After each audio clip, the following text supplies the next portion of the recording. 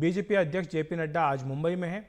अगर एनडीए की बात करें तो सूत्रों के मुताबिक बीजेपी 48 में से इस बार 28 सीटों पर चुनाव लड़ना चाहती है।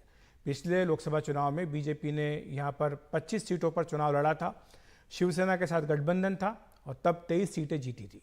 तब शिवसेना के 18 सांसद जीत करके आए थे और 18 में से 13 जो है वो शिंदे के साथ चले गए। शिवसेना की 5 अब 6 सीट जो हैं उन पर बीजेपी चुनाव लड़ना चाह रही है।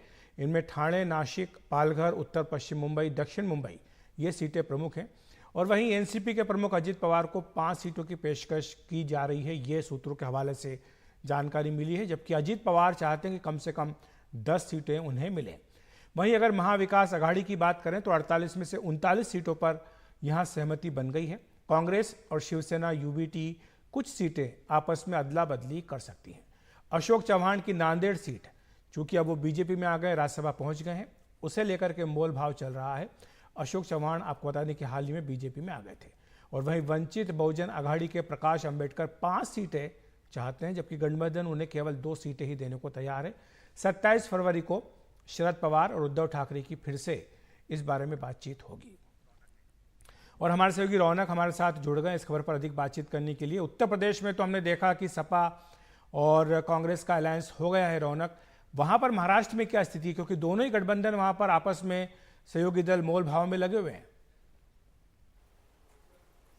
जी देखिए, निश्चित तौर पर पहले मैं बीजेपी और शिवसेना गठबंधन की बात बता दूं। दरअसल बीजेपी फिलहाल इसलिए अजीत पवार या एकनाथ शिंदे से सीट शेयरिंग के मुद्दे पर इसलिए बात नहीं करना चाहती क्योंकि बीजेपी के जो प्लान्स है, कुछ ऐसे और नेता है, बड़े चेहरे महाराष्ट्र के, जिन्हें बीजेपी पहले इंडक्ट करना चाहती है जिससे कि वो अपनी बार्गेनिंग पावर बढ़ाए। जैसे कि हमने अपनी रिपोर्ट में बताया कि बीजेपी पिछले बार जो 25 सीटों पर लड़ी थी वो कहीं ना कहीं इस बार 28 से 29 सीटें चाहती। तो देखना महत्वपूर्ण होगा कि आने वाले दिनों में किस तरह के टॉक्स आगे बढ़ते हैं। दूसरी तरफ अगर महाविकास आघाड़ी की बात की जाए तो लगभग 39 से 40 ऐसी सीटें जिस पर बात बन गई है, लेकिन 8 ऐसी सीटें हैं जिस पर अब भी एक मत नहीं हो पा रहा है। और 27 तारीख को जो मुंबई में बैठक होने जा रही है उसमें देखना महत्वपूर्ण होगा कि प्रकाश अंबेडकर को लेकर क्या कुछ हल निकाला जाता है। और अगर हल निकाला जाता है तो 27 तारीख पर इस गठबंधन पर मोहर लग सकती है और सीटों का बंटवारा हो सकता है। लेकिन वही है कि प्रकाश अंबेडकर 5 सीटें मांग रहे हैं और उनको दी केवल 2 जा रही है।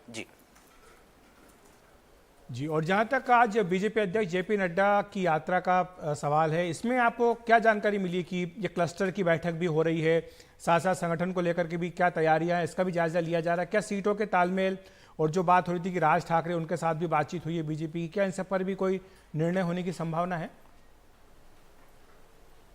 जी देखिए, फिलहाल राज ठाकरे के विषय पर तो फिलहाल कोई निर्णय जो है वो आज की बैठक में होगा ऐसी उम्मीद कम की जा रही है क्योंकि कुछ देर पहले ये बैठक खत्म हुई है। इसकी सेकेंड राउंड की बैठक देर रात के बाद फिर एक बार कोर कमेटी के साथ प्रदेश राष्ट्रीय अध्यक्ष जेपी नड्डा बैठेंगे। लेकिन जहां तक मुंबई और जो मुंबई की 6 सीटें हैं उसको लेकर मोस्टली आज रिव्यू लिया गया और महाराष्ट्र की बाकी सीटों का रिव्यू कल लिया जाएगा। तो आज की अगर 6 सीटों की बात की जाए तो उसमें से 2 सीटें जो है वो एकनाथ शिंदे गुट को जो है वो बीजेपी छोड़ने के लिए तैयार है, जबकि 4 सीटों पर बीजेपी यहां पर अपने उम्मीदवारों के नाम लगभग तय कर चुकी है और जल्दी जब सूची जारी होगी तब ये नाम आगे आएंगे। लेकिन आज रणनीति यही बनाई गई कि बूथ लेवल पर किस तरह से काम करना है, केंद्र सरकार के कामों को किस तरह से पहुंचाना है, ये सब बातें जो है फिर एक बार राष्ट्रीय अध्यक्ष ने कार्यकर्ताओं को और खासतौर से जो संगठन के प्रमुख लोग हैं उनको बताने की कोशिश की। जी, शुक्रिया आपका इस तमाम जानकारी के लिए।